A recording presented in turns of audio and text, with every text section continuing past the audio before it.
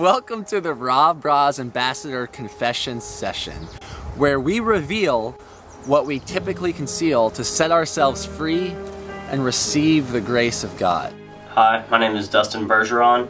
I'm a Raw Bras ambassador, and one thing I don't want anybody to know about me is that I was taken advantage of sexually whenever I was a little kid. We find out that what is most personal is actually most universal, and that we all just look a little different to tell each other apart.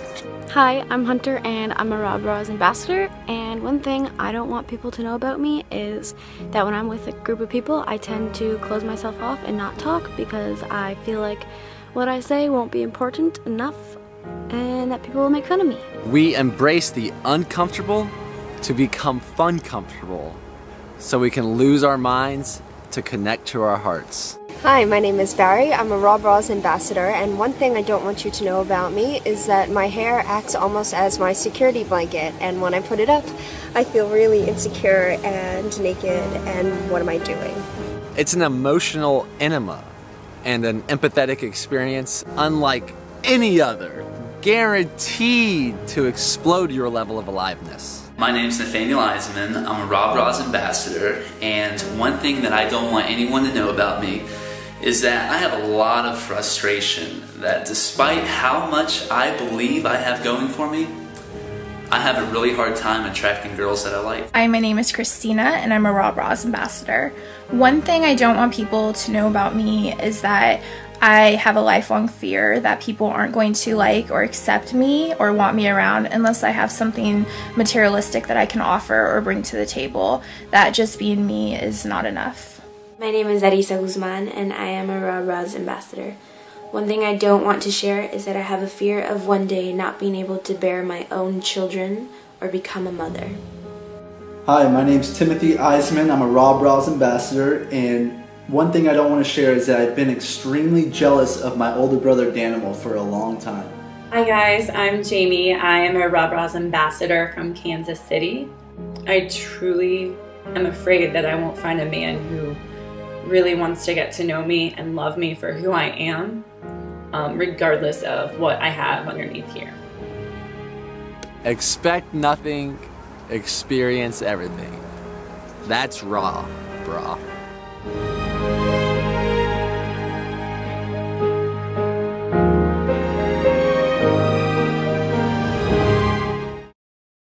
So how does one go from being totally shut down most of their adult life to living fully heart open and connected?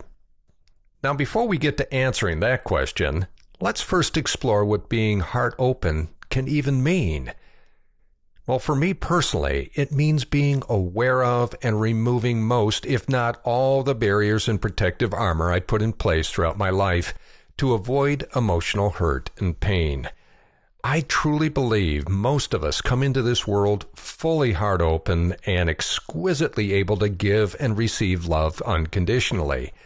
But then, over time, well, life happens. Our separate sense of self in the form of our ego develops, and one of its first orders of business is to protect itself from potential injury. Any shutdown I now feel, I attribute to my ego doing its best to quote-unquote, protect me. Unfortunately, all that it ever really did is shut me down. Now, for me, it only requires doing one simple daily exercise to keep me in my heart. And as a side benefit, it also opens the hearts of others. And believe it or not, in 10 seconds or less. This act is so simple, you might be tempted to think it couldn't possibly be that easy. Trust me on this one. If it works for me, and I'm a real hard case, it will work for you too. Can't you be human just once in your life? That was the refrain shouted at me by my wife as she was about to go into labor at the hospital with our second child. Instead of paying attention and comforting my wife, I was arguing with our 4-year-old daughter about something not very important. Her rebuke wasn't just labor pain rage. It was also a reflection of my typical lack of empathy, which is not uncommon for people who are shut down and disconnected. Her anger stung quite deeply because I knew there was more than an element of truth to it. Despite being successful in business and a high-energy extrovert, I always felt something was amiss in my life. I just couldn't seem to deeply connect with anyone, including my own wife and kids. Oh, don't get me wrong, I could hold a conversation with the best of them and make people laugh, all while avoiding any semblance of vulnerability. Even after years of therapy, I was no closer to figuring it out, which just made me feel more frustrated and shut down. That is, until I couldn't take living that way anymore. One day I said, enough is enough, and I pulled the trigger on changing my life forever. With the help of someone who could see the real me, despite all of my attempts to hide it, the source of my disconnect became abundantly clear. It was simply my fierce unwillingness to show my heart, be completely vulnerable, and feel everything, including things that are uncomfortable or even painful. Thanks to life and childhood wounds, I had placed a ton of armor around my heart to protect it from ever being hurt again.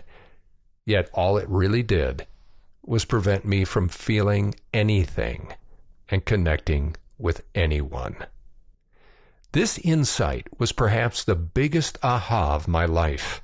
And from that point on, I drew a line in the sand and stepped over, vowing to always remain heart open and vulnerable. Now, the impact of that choice is difficult to overstate. My face softened, my eyes sparkled with joy, and I literally felt giddy, feeling truly alive for the first time. People have told me I now look 20 years younger. Imagine the transformation of Scrooge after his visit with the spirit of Christmas future. That was me. This probably explains why I would always burst out sobbing at that point in the book when I read it to my kids every Christmas. My heart literally ached for that possibility, which only required me to have the courage to allow it to happen. However, old habits often die hard, and life continues to throw challenges our way, making it easy to put those defenses back up. So I knew I needed a way to keep me in this state of being fully heart open. Otherwise, I'd risk falling back to my old disconnected and shut down ways. So what I do now, almost on a daily basis, is carry little glass hearts with me everywhere. Now, they're nothing special, just cheap iridized glass from China. Yet the impact they have when I give them out to people would make you think they were made of pure diamond. I never know with whom I'll share them. I let my intuition and heart guide me, which of course means I need to be fairly present to even be aware of that guidance. I've given them to men, women, and children of all ages, and mostly to people I've never met before. It typically starts out with me carefully placing a glass heart in the palm of their hand, looking into their eyes and saying something along the lines of, "This is for you, because you have such a big, beautiful heart." And yes, I even say that to the men I give them to as well. Most people who receive them are deeply touched and appreciative. I remember one older lady in the grocery store checkout line weeping after I gave her one. Somehow, it soothed her troubled soul. Another time I gave one to a guy who I approached in a parking lot because he was riding a Ducati motorcycle, and I am into bikes big time. After talking about his bike for a while, something just urged me to give him one of the hearts. And he was deeply touched because of it. The next day, I ran into him again at the coffee shop. He said, "Hey, do you remember me?" At first I didn't, but then a smile of recognition came across my face as I said, "Oh yeah, you're the Ducati guy." He said, "That's right. You know that heart you gave me yesterday? Well, I went to the beach afterwards and met someone, and I gave it to her. I think there may be something there." That was several years ago, and they are still together today. This simple act of connecting hearts by giving them away has another even more important purpose than touching the lives of others. You see, I've discovered that I simply can't give these away without my heart being open. And if I'm feeling shut down, which I still do from time to time, the mere act of giving these little hearts away will immediately reopen mine. 10 seconds is all it takes, yet the impact it has on you and the ones you give it to can last a lifetime. I have yet to find a simpler or more sure way than this for me to stay fully present, heart open, and vulnerable.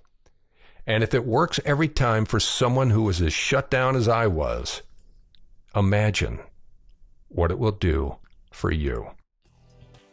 Thank you for joining us for another episode of Extraordinary Intimacy with Michael J. Russer. For all speaking, media interviews, and workshop inquiries, go to michaelrusserlive.com.